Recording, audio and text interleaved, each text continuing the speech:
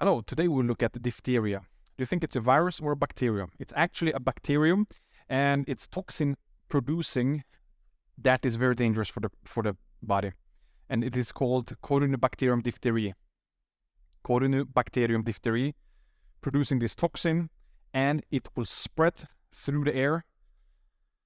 And in that way, when you have very close contact with people, so the children with their parents and children with children, this will be spread like a storm.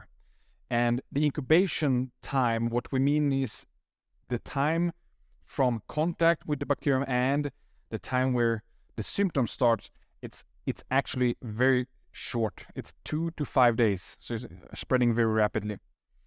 And the person who is having this bacterium in his body, in his nose, he's spreading this disease as long as we can find in the sputum culture this bacteria. So when we take a sputum culture from the throat of the patient and the nose from the patient, then we can see that the patient, if it is positive, then he is actually spreading it still.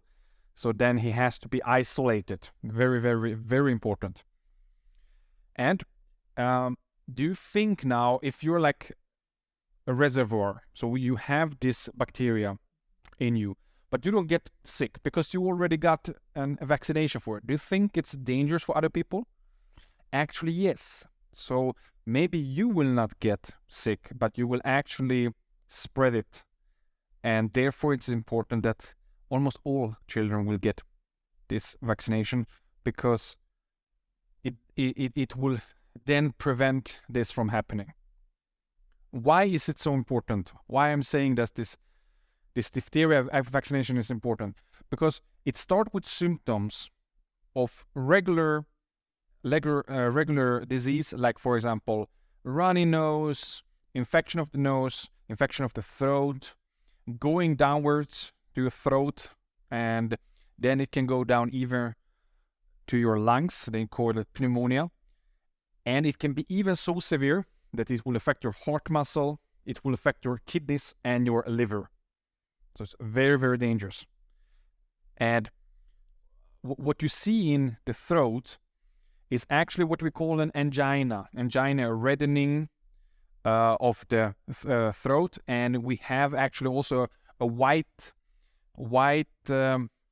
some white stuff on it. I will tell it like that, so it will be something on your throat that is very white. It is very rigid, so you cannot really remove it. And this can then go downwards into your throat, as we said.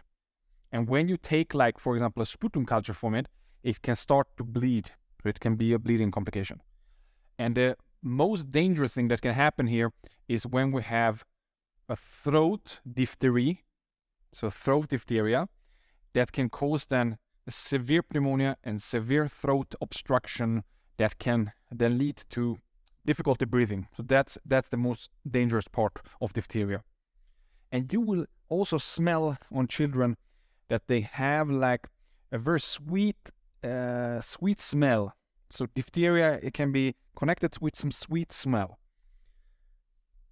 By small children, we are talking about very, very small children, a couple of months or a couple of years. Here we can see usually, rather in small children, a couple of months, we will see that it is bleeding. So the nose is bleeding. The nose is bleeding by small children.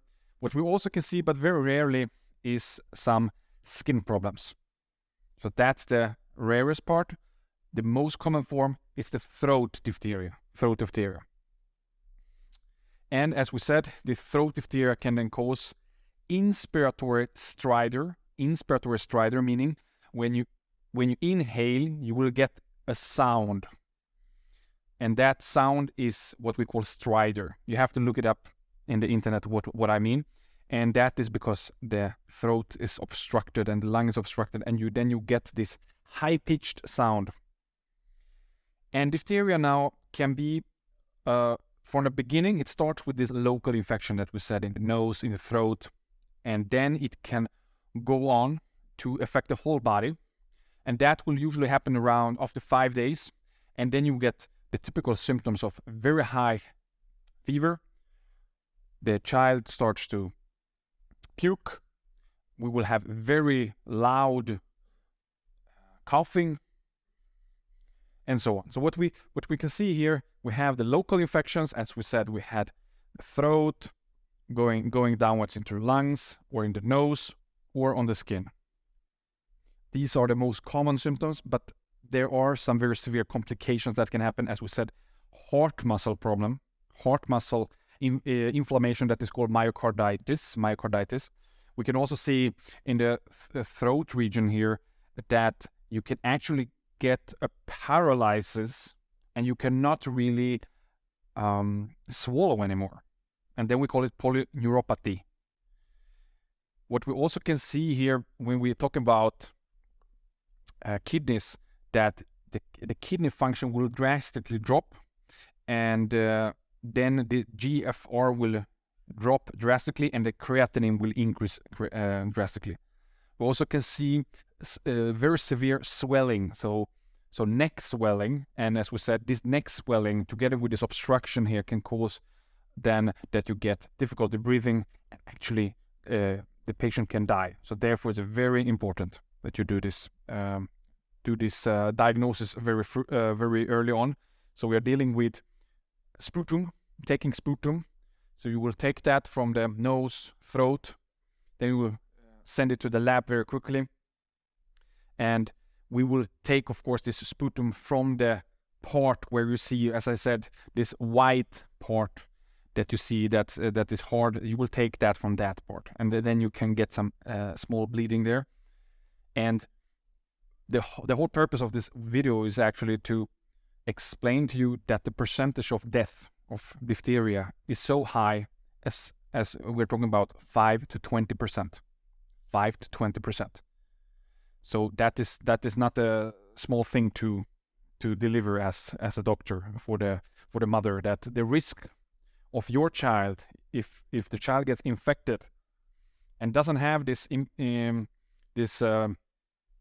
vaccine, the risk of him dying is actually 5 to 20%. Let's sink that in. And those who are already vaccinated, those will not die. There have been very, very few cases, but usually those with the vaccination don't die, but the ones who don't have 5 to 20% of risk. And the most endemic regions, what I'm talking about is the regions where we have most of the cases, is actually in Africa, in South America, in Asia. In Europe we have in, for example, Albania, and in Russia. And in these countries it is very, very, very common. So in Europe, for example, if you have children coming from the east, those who are not vaccinated, those will have a very high risk for the children in the west, especially for those who didn't get the vaccination. The other interesting part is to remember that this disease does not only affect children, but actually adults also. So don't think that if you are adult and you didn't get this vaccination, then it will be no problem because you are an adult and diphtheria will not affect you. Unfortunately, it will affect you also. And actually, the most scary part is that adults above 40 years of age, I would say, according to most statistics, we're talking about like three-fourths of adults are not vaccinated. 3/4 of adults. And I'm not talking about the vaccination that they had as children. I'm talking about the vaccination that the adults should actually perform every 10 years. Yes, you heard that correctly. Are you, for example, vaccinated against diphtheria? You maybe was vaccinated before when you were a child, but nowadays, are you vaccinated every 10 years? Did you go to the doctor and get the vaccination? If not, then you have a risk of getting all these symptoms and the risk of getting lung obstruction and dying. Okay, because as we know, the level in the body will decrease. The immune system reaction to this bacteria will decrease with time, and therefore it's important that you every 10 years make a refreshment of that. So we have to refresh that. Take that every 10 years. And when, for example, we have now a child or an adult, we got the sputum, and this sputum says that, yes, this is diphtheria. It's very important now that you have to get quickly antibiotica, erythromycin. Then you have to get vaccination when the vaccination was older than 5 years of age. So 5 years. And it is regardless, as we said, if you are vaccinated or not. If you have contact with this child or with a person, or if you got this disease, you have to get antibiotica and you have to get the vaccine if you didn't have that vaccination within 5 years. And then the doctor have to call the state, or in every country it's different, but you have to make a protocol of this. And you have to tell the state that, yes, we have a case here, because then we can see some high spikes and high spreading in this community, and therefore the state will then call and they will contact most of the people to get the vaccination of diphtheria, if you see that many children are getting it in this small region. And the indication now also, except that, as we said, every 10 years, the indication, even strong indication to get this vaccination, is for persons who are working as a doctor or a nurse, or in any type of job that is having a very high contact with people. It can be police, it can be other, for example, cosmetic people who do cosmetics. Any type of person that is having a high contact with a lot of people. It can also be in the shopping mall and so on. So yes, you see, if you are not in a bunker and you are, if you are not meeting a lot of people, then you have to get this vaccination. And usually this vaccination is for free of charge, usually for child and small children, and also for bigger children, and also for adults. So it depends, of course, in every country, but in Europe usually you will get that for free. So there's no need to have that argument that, yeah, it's costing a lot. And for very small children, we will now have this vaccination in the 5th month and 11th month, so after birth, 5th month and 11th month. And usually what we give this diphtheria together with 5 other vaccines, because then you don't need to give a vaccine 6 times. So you get a combination vaccine that is in many countries called other things. Here for Europe, for example, we can call it Hexion. Hex, you hear, it's 6 type of vaccine. And there you have diphtheria, you have tetanus, you have pertussis, polio, and you have also this hepatitis B, Haemophilus influenza B. So you have all these 6, and you will get that at 5th. You will give that at 5th month and 11th month of the small child. Then what you do when you have to refresh that in children who are around 6 years of age, before they start the school, they will get this vaccination that is only containing 4 types. That is diphtheria, tetanus, pertussis, and polio. As we said, once again, I'm referring to Europe here. Repevax is one example, and that contains these 4. You don't need once again this Haemophilus influenza B and hepatitis B. You don't need that once again, as a small child beginning his school time at 6 years of age. And then when you have done that, the next vaccination should be after 10 years.